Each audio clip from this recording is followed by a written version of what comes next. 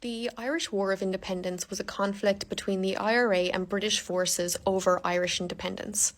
In the 1918 general election, Sinn Féin emerged as the most popular party with 73 seats. They demanded a republic. They followed a policy of abstentionism, so they refused to take their seats in Westminster and instead set up Dáil Éireann on the 21st of January 1919. De Valera was president of the Dáil, Collins was Minister for Finance, Brugha was Minister for Defence. They declared Ireland a republic. The IRA, the Irish Republican Army, used guerrilla warfare to defend this republic. On the same day, Dan Breen and Sean Tracy led an attack on an RIC patrol in Solo Head Beg in County Tipperary.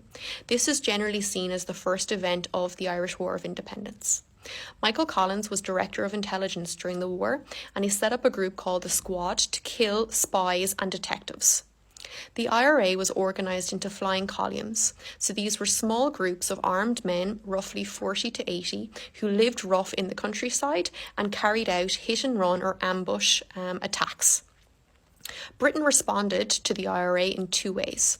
Firstly, Prime Minister Lloyd George sent ex-soldiers called Black and Tans and ex-officers called auxiliaries to Ireland to fight the IRA.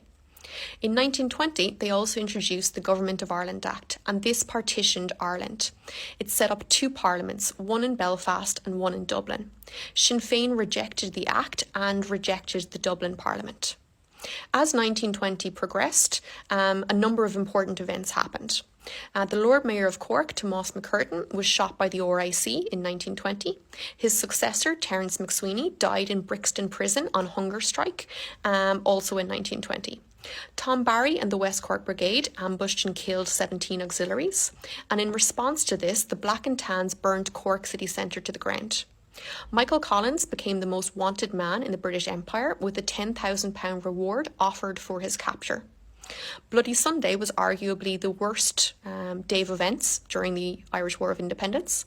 On the 21st of November 1920, the Squad executed 12 British spies and 2 auxiliaries. In response to this, the Black and Tans entered Croke Park and opened fire at the stands, killing 14 civilians, including Tipperary player Michael Hogan.